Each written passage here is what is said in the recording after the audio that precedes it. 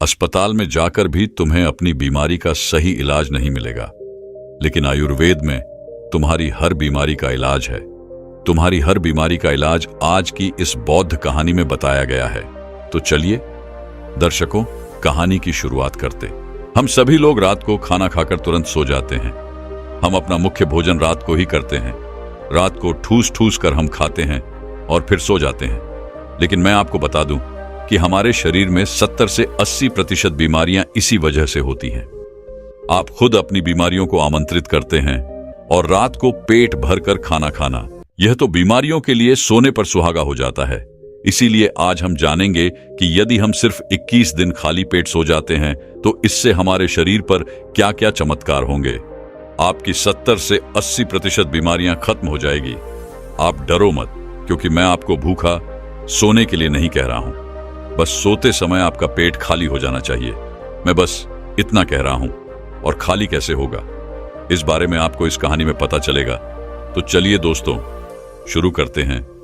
एक आयुर्वेद के गुरु, जो कि आयुर्वेदिक औषधियों के बहुत बड़े ज्ञाता थे, वह अपने शिष्यों को उपदेश दे रहे थे। अब आपको तो पता ही होगा कि पहले प्राचीन समय में किताबें नहीं हुआ करती थीं।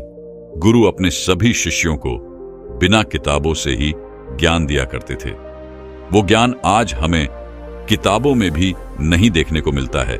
ऐसे ही वो गुरु उन सभी शिष्यों को कह रहे थे कि बच्चों, क्या आप सभी लोगों को पता है हम लंबे समय तक स्वस्थ कैसे रह सकते हैं? तो उनके शिष्यों ने कहा, गुरुदेव, हमें पता नहीं, लेकिन आप हमें इसके बारे में विस्तार से बताएं। तब गुरु ने कहा कि बेटा, एक छोटा सा नियम है जो हमें अनेकों बीमारियों से दूर रखता है और हमें लंबे समय तक जवान रख सकते हैं। जो भी व्यक्ति इस नियम का पालन करता है वह वृद्ध अवस्था में भी युवा दिखाई पड़ता है।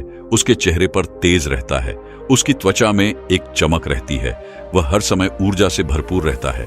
और जो व्यक्ति इस नियम का पालन नहीं करता वह भरी जवानी में ही वृद्ध दिखाई देने लगता है। उसके बाल सफेद हो जाते हैं, चेहरे पर झुर्रियां पड़ जाती है, त्वचा रुकी रुकी हो जाती है और वह हमेशा थका थका महसूस करता है। इसीलिए आज जो मैं तुम्हें नियम के बारे में बताने वाला हूं, उसे तुम बड़े ही ध्यान से सुनना, क्योंकि यह एक छोटा सा नियम आपके पूरे जीवन को बदल सकता है। तभी एक शिष्य ने कहा कि गुरुदेव, क्या वह नियम सरल है? क्या उसे हम सभी आसानी से अपना सकते हैं? शिष्य की बात सुनकर गुरु मुस्कुराए और बोले, हां, यह नियम बहुत सरल है और इसे हर व्यक्ति अपना सकता है। तुम भी अपना सकते हो। यह नियम बहुत आसान है, बस तुम्हें इसका ठीक से पालन करना आना चाहिए। तभी वह शिष्य बोला कि गुरुदेव, यह नियम क्या है? तब गुरु ने बताया कि वह नियम है कि हमें रात को भूखा सोना चाहिए। गुरु की बात सुनकर शिष्य घबरा गया और गुरु से बोला कि गुरुदेव जी, आप क्या कह रहे हैं? भूखा सोना है? मुझसे तो इस नियम का पालन नहीं होगा, क्योंकि देखो, मैं तो भूखा नहीं सो सकता हूं। शिष्य की बात सुनकर गुरु फिर से मुस्कुराए और फिर बोले, तुम मेरी पूरी बात तो सुनो, तुम पूरे नियम के बारे में तो समझो। मैं तुम्हें थोड़ी कह रहा हूं कि तुम सुबह भोजन करो और इसके बाद भोजन ही ना करो और रात को भूखे सो जाओ। फिर गुरु ने सभी शिष्यों से कहा, अब आप सभी लोग मेरी बात को ध्यान से सुनो। और फिर गुरु ने बताना शुरू किया, अब तक आपने अपने जीवन शैली में जो भी बदलाव किए हैं, जिन नियमों का पालन किया है, उन सभी नियमों में जो आज का नियम है वह महत्वपूर्ण है। यह आपको बहुत अधिक लाभ देगा। यह नियम कोई कठिन नियम नहीं है, आप सरलता से इसका पालन कर सकते हैं। इसके लिए सबसे पहले आपको इस बारे में पता होना चाहिए कि हमारे शरीर में एक प्राण शक्ति होती है जो हमारे सभी कार्यों को संपादकीय करती है। जैसे कि जब हम भोजन करते हैं तो वह प्राण शक्ति हमारे भोजन को पचाने में लग जाती है। हम कोई दिमाग का कार्य कर रहे होते हैं तो उस समय वो प्राण शक्ति उस दिमागी कार्य को ठीक तरीके से संचालित करने में लग जाती है। जब हम दौड़ रहे होते हैं तो दौड़ने में भी हमारी जो प्राण शक्ति है वह कार्य करती है। वह प्राण शक्ति हमारे शरीर के हर कार्य को संपादित करती है। लेकिन यहां पर एक बात समझने वाली है कि प्राण शक्ति केवल एक समय में एक कार्य ही कर सकती है। अगर आप भोजन करते हैं और भोजन करने के तुरंत बाद अगर आप कुछ गहरी सोच में पड़ जाते हैं तो आपके पाचन तंत्र पर इसका प्रभाव पड़ेगा, क्योंकि जो प्राण शक्ति है वह पूरी तरीके से पाचन पर लग ही नहीं पाती है। उसे तो आपने बांट दिया। प्राण शक्ति का काम था कि जो भोजन आपने खाया है वो उसको पचाए, लेकिन आप तो गहरी सोच में डूब गए। और प्राण शक्ति को एक नया काम मिल गया। अगर आप भोजन करने के बाद कोई शारीरिक परिश्रम करना शुरू कर देते हैं या फिर तेज तेज चलना शुरू कर देते हैं तो यह भी ठीक नहीं है, क्योंकि प्राण शक्ति जो पूरी तरह से पाचन पर लगनी थी वह अब आपके तेज चलने पर खर्च हो रही है। इसीलिए आपको भोजन करने के बाद बहुत तेज नहीं चलना है, नहीं तो आपकी प्राण शक्ति आपके तेज चलने की तरफ आकर्षित हो जाएगी। इसीलिए आपको भोजन करने के बाद धीरे धीरे ही टहलना है। इसके बाद गुरु ने शिष्य से कहा कि यह तो तुम्हें समझ में आ गया होगा कि प्राण शक्ति एक समय में एक ही कार्य कर सकती है, लेकिन जब आप देर रात के भोजन से हमारे शरीर पर 3 प्रभाव पड़ते हैं। अब आप सभी इन 3 प्रभावों को ठीक से समझो। पहला प्रभाव जो हमारे शरीर पर पड़ता है वो यह है कि जो आपकी जठराग्नि होती है वह सूर्य के साथ काम करती है। यानी कि जैसे जैसे सूर्य का उदय होता है तो आपकी जो पाचन अग्नि है वह भी बढ़नी शुरू हो जाती है। दोपहर में वह बढ़ जाती है और संध्या काल में वह थोड़ी मंद पड़ जाती है। इसीलिए संध्या काल में हल्का भोजन करें और यही ठीक रहता है। और आपको भी यह ध्यान रखना होता है कि आपको शाम का भोजन सूर्य अस्त होने से पहले ही कर लेना चाहिए। पहले ही कर ले। अगर सूर्यास्त हो गया तो आपकी जो जठराग्नि है वह बिल्कुल कम हो जाएगी और उस मंद जठराग्नि में जब आप भोजन करते हैं तो वह भोजन ठीक से नहीं पच पाता है। अगर आपने सात्विक भोजन भी किया होगा तो भी वह नहीं पचता है, क्योंकि उस समय जठराग्नि बंद थी। इसीलिए भोजन ठीक से नहीं पचता है और वह शरीर में लंबे समय तक पड़ा रहता है, ज्यादा समय तक रुका रहता है। इसकी वजह से वहां पर सड़न पैदा होने लगती है और वहीं सड़न हमारे लिए जहर का कारण बनती है, आपके शरीर के लिए हानिकारक होती है। इसीलिए आपको समझना है कि आप अगर सूर्य अस्त होने से पहले भोजन करते हैं और भोजन ठीक से पचता है। दूसरा प्रभाव जो आपके शरीर पर पड़ता है वह है रात्रि के समय जो आपकी प्राण शक्ति है वह हीलिंग में लगनी चाहिए। यानी कि शरीर में जो मरम्मत होनी है, शरीर में जो टूट फूट होती है, उसकी मरम्मत में प्राण शक्ति लगनी चाहिए। लेकिन अक्सर लोग क्या करते हैं, भोजन करते हैं और सो जाते हैं, जो बहुत ही गलत है। क्योंकि मैंने आपको पहले ही बताया कि प्राण शक्ति एक समय में एक ही कार्य करती है। लेकिन जब आप खाना खाकर तुरंत सो जाते हैं तो आपकी ये प्राण शक्ति पूरी तरह भोजन को पचाने में लगी रहती है और इस वजह से वह हीलिंग का कार्य जो है वह नहीं कर पाती है, शरीर की मरम्मत नहीं कर पाती है। और जब वह प्रक्रिया निरंतर चलती रहती है, यानी कि आप खाते हैं और सो जाते हैं, तो फिर बहुत सारी बीमारियां शुरू होने लग जाती हैं, क्योंकि आपके शरीर की मरम्मत हो नहीं पाती है। आपकी प्राण शक्ति ठीक से अपना कार्य नहीं कर पाती है, वह हीलिंग का, मरम्मत का कार्य नहीं कर पाती है और इसी वजह से अनेक बीमारियां पैदा हो जाती हैं।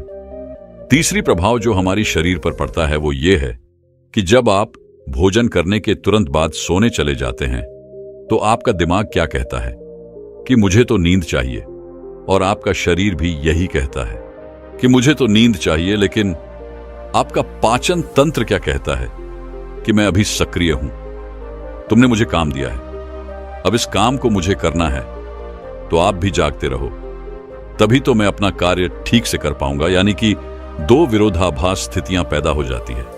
दिमाग की तरफ से तो सो जाओ और पेट की तरफ से जागो। ऐसी स्थिति में नींद गहरी नहीं हो पाती है और गहरी नींद ना होने के कारण शरीर को आराम भी नहीं मिल पाता है। आप सो तो जाते हैं 7 घंटे 8 घंटे, लेकिन सुबह उठने में आपको कठिनाई होती है। आप दिन भर ऊर्जावान महसूस नहीं कर पाते और ऐसा इसलिए होता है क्योंकि रात भर प्राण शक्ति ठीक से शरीर की मरम्मत, शरीर की हीलिंग का काम नहीं कर पाई। आपकी जठर अग्नि, आपकी प्राण शक्ति पूरी तरह से पाचन तंत्र पर केंद्रित रहे। उसने पूरी रात भोजन को पचाने में ही अपना समय दिया और फिर जैसे आप सुबह उठते हैं तो उठते ही फिर कुछ खा लेते हैं और इसी वजह से बार बार खाने से हमारी प्राण शक्ति पूरी तरह से पाचन पर ही लगी रहती है और शरीर के दूसरे कार्य मंद पड़े रहते हैं, जो कि शरीर के लिए बहुत जरूरी थे। ये 3 प्रभाव थे जो हमारे शरीर पर पड़ते हैं। अगर आप सूर्य अस्त होने के बाद भोजन करते हैं और भारी भोजन खाते हैं, इससे आपकी पाचन प्रणाली पूरी तरह से बिगड़ जाती है, खत्म हो जाती है और फिर आप इसे ठीक करने के लिए चूर्ण लेते हैं, अनेक प्रकार के तरीके अपनाते हैं, लेकिन जो स्वाभाविक प्रणाली है उस पर तो आप ध्यान ही नहीं देते हैं। स्वाभाविक प्रणाली जो परमात्मा ने आपको दी है, जिससे आपका शरीर खुद ही खुद को साफ कर लेता है, खुद ही खुद की बीमारियों को ठीक कर लेता है। फिर गुरु सभी शिष्यों से कहते हैं कि अब मेरी बात को ध्यान से सुनो, शरीर अपनी बीमारी अपने आप ठीक करेगा, लेकिन उसके लिए तुम्हें क्या करना है इस बात को समझो। इसके लिए आपको 7 बजे से पहले अपना आहार ले लेना है।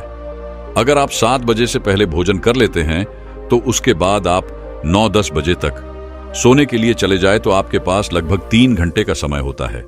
और जो यह 3 घंटे का समय होता है और इसमें जो भी आपने हल्का फुल्का भोजन किया है वह आपके पेट से नीचे उतरना शुरू हो जाता है, और उसका अर्थ पाचन भोजन ठीक से पच भी जाता है। यानी कि आपने 7 बजे भोजन किया तो आपका आधा भोजन 10 बजे पच गया, और जो बचा वो रात्रि के 1 बजे तक बच गया। और 1 बजे के बाद जो आपकी प्राण शक्ति है वह मरम्मत का कार्य करेगी, वह हीलिंग का कार्य करने लग जाएगी। फिर गुरु उन सभी शिष्यों से कहते हैं कि आपकी प्राण शक्ति अपने कार्य को ठीक तरीके से करे। उसके लिए आप 2 तरीके से भूखे रह सकते हैं। मैं आपको उपवास करने के लिए नहीं बोल रहा हूं, क्योंकि उपवास करना सबके लिए संभव नहीं है। मैं आपको जो बता रहा हूं उसको कहा जाता है अर्धवास। इसे प्रतापकालीन उपवास भी कह सकते हैं। इसमें आपको उपवास करना है, वह उपवास आपको 16 घंटे का करना होता है। और इसकी शुरुआत आप ऐसे कर सकते हैं कि आपने शाम को जो भोजन किया था उसके बाद अगले दिन आप 7 से 8 बजे ही भोजन करें, क्योंकि जब आप 7 बजे भोजन कर लेते हैं तो वह भोजन आपका रात्रि में 1 बजे तक पच जाता है। उसके बाद आपके शरीर के पास लगभग 6 घंटे होते हैं, और इसी 6 घंटे में प्राण शक्ति शरीर की मरम्मत का कार्य करती है। आप शाम को 7 से 8 बजे भोजन करें और उसके बाद सुबह 7 से 8 बजे भोजन करें, और यह नियम हर कोई अपना सकता है। यह बिल्कुल सरल है। लेकिन अगर आप रात को 8, 9 या फिर 10 बजे भोजन खाते हैं तो आप अपने इस नियम को बदलें और 7 बजे भोजन खाना शुरू करें, क्योंकि यह छोटा सा नियम आपके जीवन में बड़ा बदलाव करेगा।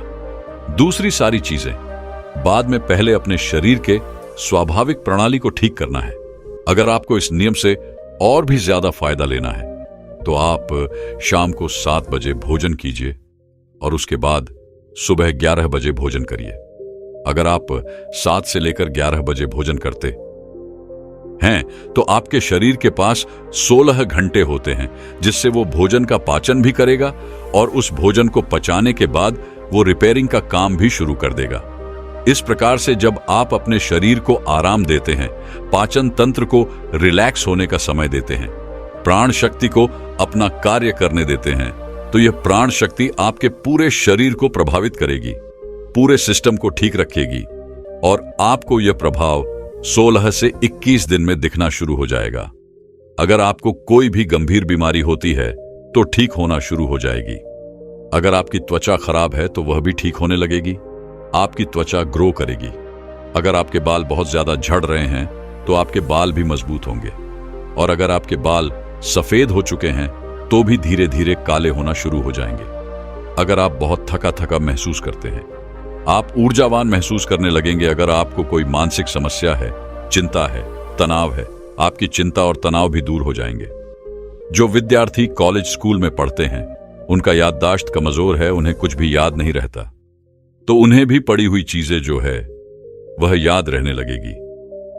आपको पता है कि हमें कोई भी चीज याद क्यों नहीं रहती है? क्योंकि हमारा दिमाग रिलैक्स नहीं रह पाता है, क्योंकि हमारी प्राण शक्ति पूरी तरह से हमारे भोजन को पचाने में ही लगी रहती है और वो दिमाग की तरफ जा ही नहीं पाती है। लेकिन आप इस नियम का पालन करेंगे तो आपकी एकाग्रता बढ़ जाएगी। दिमाग कोई भी कार्य अच्छे से करना शुरू कर देगा। अगर आप 10 घंटे का उपवास कर सकते हैं तो आपके शरीर का फैट कम होगा। अगर आप वजन बढ़ाना भी चाहते हैं तो आपका वजन भी बढ़ेगा, लेकिन जो एक्स्ट्रा फैट है वह कम हो जाएगा, क्योंकि मोटापा अनेक बीमारियों को जन्म देता है। यह नियम आपके लिए हर प्रकार से उपयोगी है।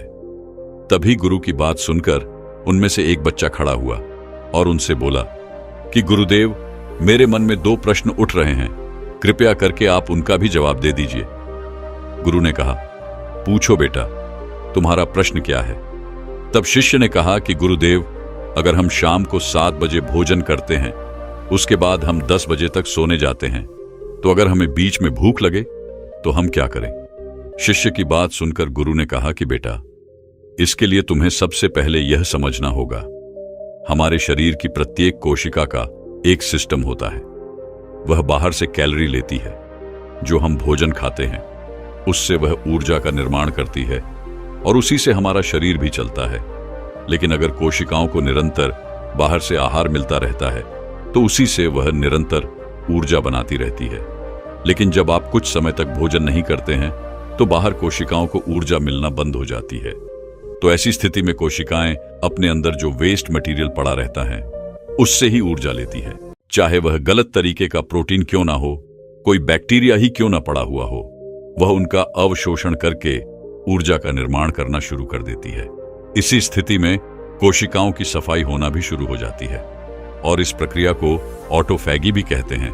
और इस प्रक्रिया में यह होता है कि जो कोशिकाओं के अंदर एक संरचना होती है जिसे लाइफ सिस्टम कहा जाता है, लाइफ सिस्टम के अंदर कुछ एंजाइम होते हैं और ये एंजाइम जो वेस्ट मटेरियल कोशिकाओं के अंदर है उसका पाचन करके उससे ऊर्जा का निर्माण करना शुरू कर देता है।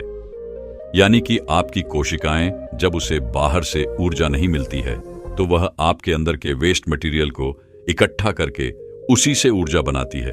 और इसी तरीके से हमारी शरीर की डिटॉक्स प्रणाली भी शुरू हो जाती है। और ये डिटॉक्स प्रणाली आप कुछ खाकर या कोई औषधियां लेकर शुरू नहीं कर सकते। ये डिटॉक्स प्रणाली जो है वह एक ही तरीके से शुरू हो सकती है और वह है कि जब आप कुछ समय तक आहार नहीं लेते हैं। दिन में पूर्ण उपवास करना लोगों के लिए संभव नहीं होता है, कठिन पड़ता है, लेकिन आप इस नियम में अधिकतर समय सो ही रहे होते हैं। तो अगर आप 16 घंटे का नियम अपनाते हैं, शाम को 7 बजे भोजन करके अगले दिन 7 बजे या फिर 11 बजे भोजन करते हैं, तो इससे भी आपको कोई कठिनाई नहीं होगी, क्योंकि इस समय भी आप अधिकतर समय सो ही रहे होते हैं।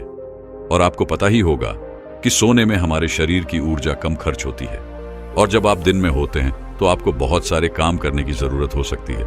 तो इसीलिए जो आपका रात का समय है उस समय आप उपवास करते हैं तो आपका शरीर अच्छे तरीके से डिटॉक्स कर पाता है और आपको पता भी नहीं चलता कि आप उपवास कर रहे हैं। और उसके बाद आप अपने सुबह के नियम और प्रक्रिया में लगे रहते हैं, जिससे समय निकल जाता है, आपको भूख का एहसास भी नहीं होता। फिर गुरु ने शिष्य से कहा कि बेटा, अगर आपको 7 बजे खाना खाने के बाद भी भूख लगती है तो आप उस समय नारियल का पानी पी सकते हैं, क्योंकि यह आपकी डिटॉक्स प्रणाली में कोई बाधा नहीं बनता। यह कार्य आप कर सकते हैं जिससे कि आपकी भूख पर प्रभाव भी पड़ेगा और जो आपकी डिटॉक्स प्रणाली है वह भी बेहतर होगा। सन्यासी ने कुछ ऐसा बोला कि चोर रोने लगा। रोते रोते उसके मन का मैल और दुख दोनों धुल गए। उसने जीवन में कभी इतनी चयन और शांति महसूस नहीं की थी। चोर ने बोला, यह शांति क्या है जो मैंने अपने जीवन में पहली बार छकी है, और इस शांति को मैं कैसे बनाए रखूं? चटकती धूप में भूखा पेट लिए एक लड़का होटल के बाहर बैठा था। उसके सर पर ना छत थे, ना खाने पीने की ठिकाना। कुछ दुकानों पर जाकर काम मांगा, लेकिन कोई लड़के को काम नहीं देता। जब भूख सहन नहीं हुई तो तंग आकर लड़के ने पेट भरने की योजना बनाई। वह आसपास की दुकानों में छोटी मोटी चोरी करने लगा। अब लड़के का जीवन इसी तरह गुजरने लगा। धीरे धीरे कुछ साल निकले और लड़का चोर हो गया। एक बार बड़ी चोरी की कोशिश में पकड़ा गया। 6 महीने की सजा हुई, पर चोर कहां मानने वाला था। उसने कुछ ही दिनों में जेल से भागने की कोशिश की, लेकिन पकड़ा गया और उसकी सजा 1 साल बढ़ गई। चोरी उसकी आदत बन चुकी थी और वह अपनी आदत से मजबूर था। इसीलिए वह बार बार जेल से भागने की कोशिश करता रहा और बार बार पकड़ा जाता रहा। हर बार सजा बढ़ती गई। फिर तकरीबन 15 साल बाद सजा काटकर वह बाहर आया। उसने खुद से वादा किया कि अब वह चोरी नहीं करेगा, जैसा भी होगा कमा कर खाएगा। उस व्यक्ति ने लोगों से काम मांगा, पर उसकी बदकिस्मती थी कि उसे कहीं काम नहीं मिला। असल में कोई भी जेल से छूटे हुए व्यक्ति पर भरोसा करने को तैयार नहीं था। भटकते हुए व्यक्ति बहुत थक गया और उदास होकर एक रास्ते पर चल रहा था। सहयोग से उसी रास्ते में एक सन्यासी भी निकल रहे थे। चोर ने सन्यासी से मदद मांगी तो संत उसे अपने घर पर ले आए। संत ने चोर को बड़े सम्मान पूर्वक से खाना खिलाया, पहनने को कपड़े और रहने की जगह दी। इतना अपनापन और इतना सम्मान चोर को कभी नहीं मिला। उसने विश्वास नहीं करा था कि एक ऐसा अजनबी के साथ कोई इतने अच्छे से बर्ताव कर सकता है। सन्यासी ने उसे समझाया, यह भगवान का घर है, यहां अच्छे बुरे सभी को शरण मिलती है। जीवन में कोई परिस्थिति बनती है, बचपन में कुछ अनहोनी हो जाती है, जिस कारण इंसान कुछ बातें सीख लेता है, कुछ सोच बना लेता है, जिस कारण उसका मन बदल जाता है। लेकिन सच यह भी है कि हम सब एक परमात्मा के बच्चे हैं। कहीं ना कहीं हम सब के मन में प्रेम और आनंद का दीपक जल रहा है। अब तुम आराम से सो जाओ, मैं कल ही तुम्हारे लिए आसपास कोई काम ढूंढ लूंगा। सन्यासी के शब्द सुनकर चोर के मन में उम्मीद जागी कि अब मैं ईमानदारी और स्वाभिमान का जीवन जीऊंगा। चोर ने सन्यासी के पैर पकड़कर कहा, आपसे मिलकर मेरा जीवन धन्य हो गया। लंबे अरसे के बाद व्यक्ति का मन शांत हुआ, जिस कारण से उसे कुछ ही देर में गहरी नींद आ गई। अब व्यक्ति संत के साथ ही रहने लगा, लेकिन 3-4 दिन निकलते निकलते पुरानी आदतें उस पर हावी होने लगी। व्यक्ति की नजर बार बार कमरे में रखे कीमती सामान पर पड़ जाती है। एक रात अचानक व्यक्ति की आंखें खुली, अंदर से आवाज आई, यहां बहुत सारा सामान है, लेकर उड़न छू हो लेते हैं। उसने खुद पर नियंत्रण किया, लेकिन जब मन उस पर बार बार हावी हुआ तो वह कीमती सामान चादर में लपेटकर निकल भागा। चलते चलते चोर के मन में बार बार विचार आ रहा था कि जिस इंसान ने तुम्हें प्रेम और सम्मान दिया, तुमने उसी को धोखा दिया। चलो वापस लौट चले। लेकिन शर्म के कारण वह मुड़ ना पाया और आदत के कारण चलता रहा। चलते चलते सुबह हो गई, लेकिन बदकिस्मती से रास्ते में कुछ गांव के लोग मिल गए। लोगों ने पहचान लिया। एक व्यक्ति ने कहा, अरे यह तो वही चोर है जो पिछले 3-4 दिनों से उस सन्यासी के साथ रह रहा है। यह इतना सारा सामान लेकर कहां जा रहा है? जरूर इसने चोरी की है। गांव वालों ने तुरंत व्यक्ति को पकड़ लिया और संत को बुलावा भेजा।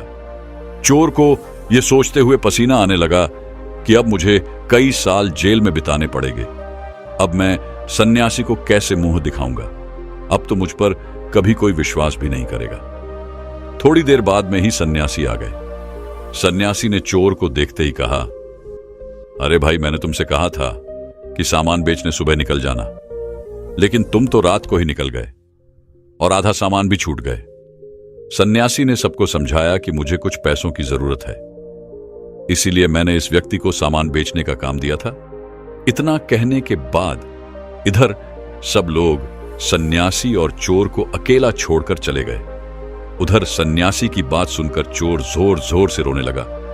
उसे अपनी गलती का एहसास हुआ कि मैं अपनी आदतों का गुलाम हूं।